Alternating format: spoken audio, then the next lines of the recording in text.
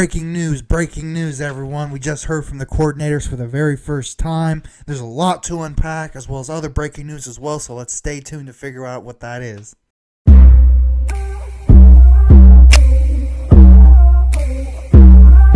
So what is up, Flyover family? I hope you guys are having a fantabulous day today. I know I am. I just heard from the coordinators. I believe it was yesterday at this point. First we're going to talk about that, unpack everything that they said, like the main bullet points, things of that nature, things to be excited for, things to worry about, things of that nature. So first we're going to talk about Fangio. The first thing that he said that really stuck out to me, and the thing that he kept saying, or however, is that he really likes, the overall, defensive team and what he has to work with, things of that nature. He spoke highly of the rookies, said that they all moved well and things of that nature, but he just wants to see what they have. So that is really, really intriguing to hear. That's the first thing. And another thing that was really intriguing is that whenever he was a consultant in 2022, he said, quote unquote, it was 95% for offensive purposes and then 5% for defensive purposes. That's absolutely crazy considering that 30 plus points in the Super Bowl, you know what I'm saying? I mean, he probably had, like I said, he did 95% of what he did, or however, not saying it was 95% of the Super Bowl offensively was him. No, I'm saying, well, what he did personally, what he can, say, or however, is that instead of it being 50 for the offense, he did most of what he did for the defense, for the offense, by far. So that's really exciting to hear. And he said that he works to the strengths of players and whatnot, but obviously has to figure out what those strengths are exactly, and then he can make kind of adjust and give different looks, things of that nature from there. He said that in terms of like opinionating on the rookies and things of that nature, he said that he just gave Howie his opinion, gave him what he thought, how they could potentially help the scheme, or if they wouldn't be good for the scheme, and then how he said how he did the rest. So I guess he was kind of involved or however, but he wasn't like, oh, well, but pick this guy, however, get that guy, you need him, or however, I guess he was just, yeah, he'll be good to have him, he can do this well, he can do that well, things of that nature, and then how he just took it upon him, what I'm saying. Obviously, I believe it was all good picks or however, so I think that's very, very exciting as well. And another thing I'm very excited for, he said he's going to push like everybody, not just the young guys and all that, and he seems like an old school, no bull crap. He's going to push everyone and things of that nature. So I'm really excited to see how he's going to push everybody and all that. And again, it's good that we have that old school type of coach, or however, despite people's lack of faith in his scheme, at least the attitude is there and things of that nature. I really like that and things of that nature. So then the last thing I'd like to talk about that Fangio said that was interesting was that he likes Zach Bond and Devin White a lot in terms of the linebacker group, but the Kobe Dean, he said he's mending on an injury, as we all know. And then in terms of Charter, he said just see what he got and whatnot. So obviously got to respect what he says and things of that nature. And then next up is Kellen Moore. He said some interesting things as well. But before I touch on that, my overall reaction to Fangio's even makes me have even more faith in not his scheme, but him in general as a coach, as a leader. Despite what he's putting on the field or however, you got to be able to inspire guys or however. And even then, his pedigree or however. If he was a bum coach or however, yeah, sure, stuff happens, got fired. Everyone went, okay. You know what I'm saying? But at the very same time, if he was a bum coach, if he wasn't good at coaching, people still would be trying to give him jobs, things of that nature. Like sometimes, in the NBA today, or not in the NBA, sorry, in the NFL today, or however, some people are just divas, things of that nature, it's either their way or the highway, and they'll bash the coach and blackball him, or however the case may be. And then, however the case may be, there's so many ways it can happen. Like Chip Dip Kelly, however, everyone that opposed to him, or however. The only thing I'm going to say about that is that you can watch Philly 500's video about it, or however, because I don't want to make a whole 20-minute rant video about that, or however. But yeah, just watch Philly 500's video. Like I said, I support all my fellow content creators. I don't try to copy nobody, or however they, Philly 500, Tone DeShields from Chalk It Up Sports, and Joey Shakes, not in any particular order. I love them all equally, things of that nature. Joey Shakes, much love, much respect, and all that. Same thing to you, Philly 500, and same thing to you, Tone DeShields, not in any particular order. But like I said, yeah, they're just my main inspirations and why I do this. But yeah, check them out too, or however. But yeah, it's kind of like a similar thing like that, or however, like he blackballed players or however over bullcrap allegations and things of that nature, and that's pretty much the same, like a very similar thing, or however that's been happening to the old school coaches, or however that's why coaching in general is getting younger. At least to my observation. I'm not saying statistically. I'm not speaking on stats. I mean, when I watch NFL games, or however, when I watch the Giants, when I watch this team, or however, I'm not saying that, you know what I'm saying. But I mean, like the general coaching staff, whether it be the head coach or however, they look a heck of a lot younger. However, when I was a kid, I seen heck of people, gray hair and all that, or however 50, 60-year-olds. You know what I'm saying? Now it's a lot of 20 and 30-year-olds, or however as the assistants and all that, or however. Then they get head coaching jobs way, way younger and things of that nature. So, but yeah, next thing I'd like to talk about, like I said, is Kellen Moore. Sorry for going that little rant. Super apologize. On this one, I will for sure put like the little timestamps, or however, so you guys can just skip where you guys want to, or however. But yeah, he said that he will be making some tweaks and changes to the overall scheme and things of that nature, and obviously will be implementing his scheme. But yeah, he mentions the run game first, or however, when it comes to like things he's gonna tweak, or however. So I mean, I would assume that would be the first thing on his mind, that it's gonna look the most different and gonna have either like like the biggest difference, or you know what I'm trying to say. But and he seems to also really like Jalen as well. So he said that they've been talking a lot, and he's just been in sponge mode. So that's everything checks out in terms of that.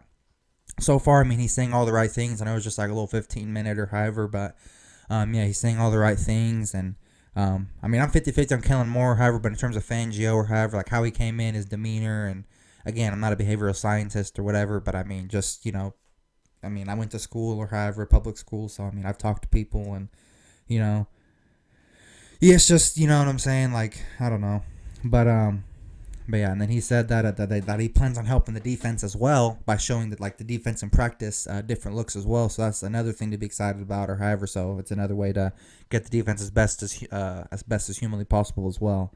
But yeah, we're also gonna see more motion and pre-snap motion as well.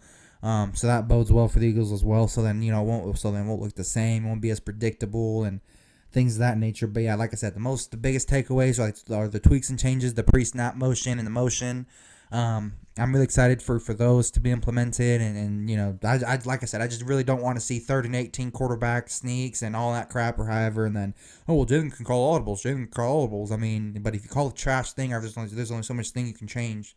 If the whole thing is garbage, you can only pimp out garbage so much, But yeah, next thing is that so yeah, that makes me feel really confident, or however, but both sides. I mean, I'm probably like 60-40, 70-30 about Kellen Moore, however, so I'll go 60-40 final answer. And then Fangio, I'm like 70-30, or however, I'm pretty confident in them. Before I was like 50-50 in both of them, so not that my opinion matters, or however. I mean, I'm just, fan, I've really just loved my Eagles, things of that nature, and yeah. So the next thing is that Jake Elliott says that the addition of Saquon Barkley so far has been seamless. That is very exciting to hear, because it feels like, obviously I know they're not going to say, oh, it's been hell, but he's garbage. I know they're not going to say that. I don't expect them to say that, or however, but it's just good to hear. I mean, like I said, I'm not going to take too much from it, or however, because again, I mean, I know, to an extent, that's kind of what they have to say, or however, until, something goes bad on the field. But like I said, I think everything will go well and things of that nature. I think his impact will be like a Christian McCaffrey to the Niners impact, but I think, we'll have an Eagles version that's a bit taller, a bit stronger, can run through a bit more people, things of that nature. So again, all that goes well. And Kenneth Gainwell, he wants to stay relevant, just because, he's probably going to be the running back 3 by week 4, because, Will Shipley and all that, especially after this. I mean, I wouldn't blame Kellen Moore if he's like, yep, 3rd or 4th, string, or however, since you want to run your mouth, probably going to get traded. I mean, I wouldn't be surprised if that happened. Because he's like, the collapse last year was caused by poor connection, things of that nature, and when nobody talks and all that, he's just going on and on and on about it. And I mean, he's basically giving the reporter stuff to talk crap about, or however, like months after me. When I say it after the fact, it's just him trying to stay relevant. So I'm not gonna really comment too much on that, or however. So that's all I really got to say about that. I mean, like I said, I wouldn't be surprised if he's traded, or post June cut, or something like that, or however. Because I mean, it's not like he's that good anyway. He's not LaShawn McCoy. He's not like Christian McCaffrey. He's not Saquon Barkley. He's not that good. Just being honest. The next thing up is Philly 500. Absolutely. Mollywops freaking Mark Holmes, things of that nature. He calls him a whiny bitch and all that. I'll put it up right here. I'll leave extra time. Doing great. I'm just listening to this whiny little bitch on here crying like. I am now Philly 500's bitch. Philly 500. There you go. And then can you reference then he also says, like I'll like keep playing it or however. I mean, I'll put like a little freeze frame or however, but at least for like that little bit or half would be easier for me to put a freeze frame or however. Like, cause I'm new to this, however, I love my Eagles and all. I'm just figuring all it out. But yeah, and then Mark says that Dak is a great QB and that he's better than Jalen and things of that nature. I'm gonna completely dissect that and you know what I'm saying, react to that because it's very entertaining. You know, Dan Sileo when he gets those two together, it's very entertaining. Gives me lots to react to things of that nature as well. So first thing I want to point out is that no matter what we do, no matter what we say, this is all statistics. What I'm about to make. This is nothing opinionated. Okay, Dak was drafted in 2016. Fair and square, he was. That's when he was drafted. He was drafted in 2016. That was his rookie year. Regardless of injuries or however, not nobody's fault. Can't blame nobody. Okay, he's been in the league 8 years. Okay, in 2026 it'll be 10. Okay, so he's 2-5 in the playoffs with no Super Bowl appearance. Nothing. Only got out the first round twice in almost a decade. A little over half a decade, which is 5 years, obviously. Okay? No Super Bowl appearance, 2-5. Okay, and then if you look at Jalen, he's drafted in 2020. So it's obviously 2024. He'd be going into his 5th year as of right now, or however. So as of right now, he's played 4 years. As of right now, he's played 8 or however. So, but the main point is 2-2 as of right now, in half the time. Half the time. Nothing we can do about that. He's got the exact same amount of playoff wins and a Super Bowl appearance in half the amount of time. Nothing you can do about that. It's a fact. It is a nice factoid about life. And he has a Super Bowl appearance.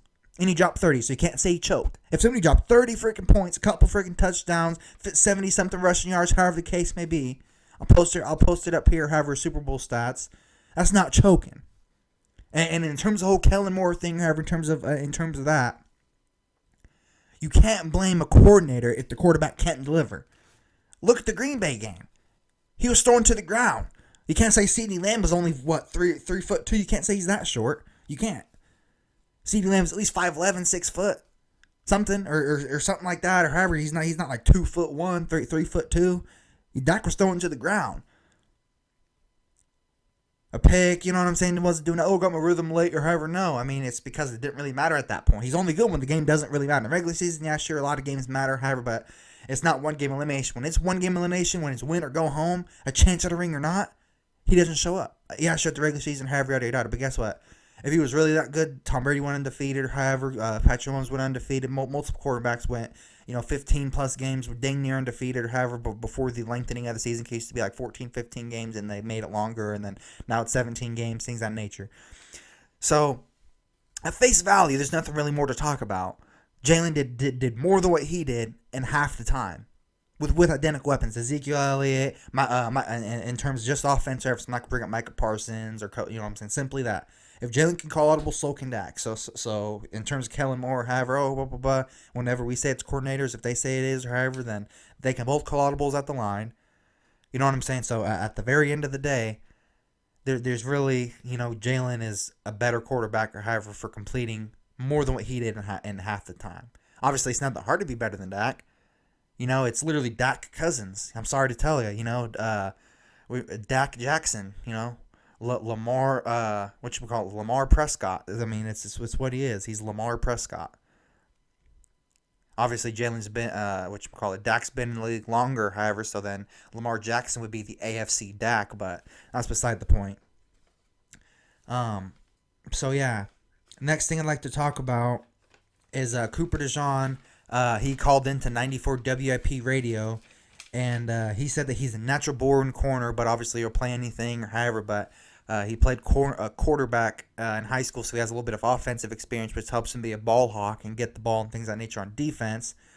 And he said after his top 30 visit, he said again, like on a different interview or however, that he really wanted Philly after the top 30 visit and things of that nature. So I really think all that is really freaking cool.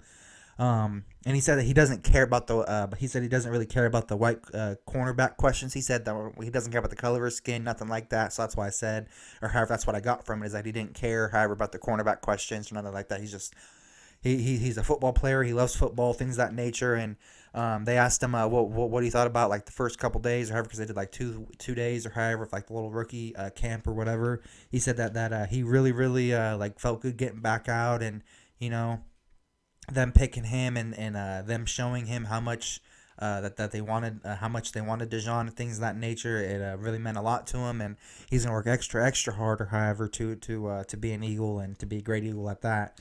And then he said that he loves the whole Dijon thing, that the Dijon interception. He loves all that. And then as well, like I said earlier, I guess I'll get a little bit more into it. Chip Dip Kelly was exposed for unfairness to black players, and he was uncomfortable dealing with black players as well. He traded LaShawn McCoy to the Bills and basically sent them there to die. About like little stuff, or just like pulling up pants, or like small things, or however. And then whenever like coaches or however like would say like, instead of him telling a player like an African American player or something, or however the case may be, he would basically like have the assistant coaches or something like that walk up to the players and say, hey, Coach Kelly said this, or Coach Kelly said that, or however the case may be. And they stopped to respect him ever since then. And then he tried to trade Brendan Graham, and then that's whatever Howie was like, oh nope, not doing it. You've gone too far, yada yada yada. You've already traded LaShawn McCoy, because Chip Dip Kelly thought his scheme was just so good that it could overpower having bad players or mediocre players or whatever. Evidently, it didn't translate in the NFL. However, thought it was so innovative and so good, and that because that was what everyone was saying. That's what all the people said on TV and whatnot. CBS Sports Philadelphia, First Take. That's all them saying. Oh, it's a good hire. He's ready for the NFL. That's what everyone was saying. So innovative and all that. But for me, as soon as we lost LaShawn McCoy, I already knew. I was like, I was like, dang. I was like, well, I mean, and what was it for? Nico Labar, however, and we got fleeced. Not even finna lie. And then Howie Roseman's desk was in a whole nother building, things of that nature. Like, dang, like that's just all bad. So yeah, I think that's about it for the whole Chip Kelly thing. That's about all I know, or however that's been officially confirmed. So yeah, that about does it. Philly 500 kicked Mark Holmes' ass, and then in terms of the Cilio thing, or however, on the live stream. Cooper John loves the old Dijon interception. He loves all that. Fangio, he loves what he has to work with, things of that nature. Kellen Moore's going to make some little tweaks over from last year and the year before that, or however. And obviously he really loves Jalen, and he's going to try to maximize that as well. So, again, I think all that bodes well for the Eagles.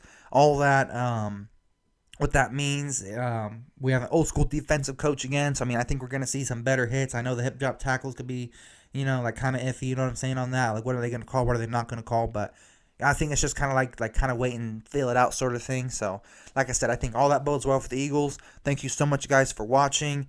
Fly Eagles fly. You guys have a blessed day. Philly out. Peace.